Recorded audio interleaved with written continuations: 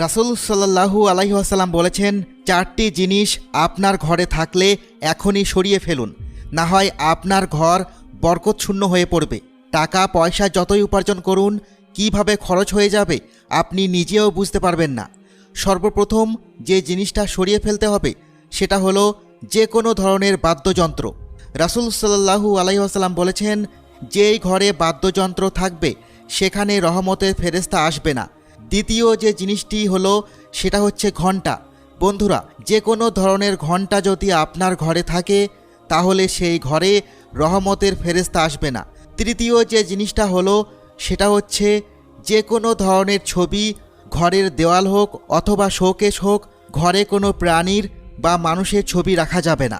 চতুর্থ যে জিনিসটা হলো সেটা হচ্ছে টয়লেট থেকে বের হয়ে দরজা আটকে রাখবেন, কোনোভাবেই দরজা খোলা রাখবেন না।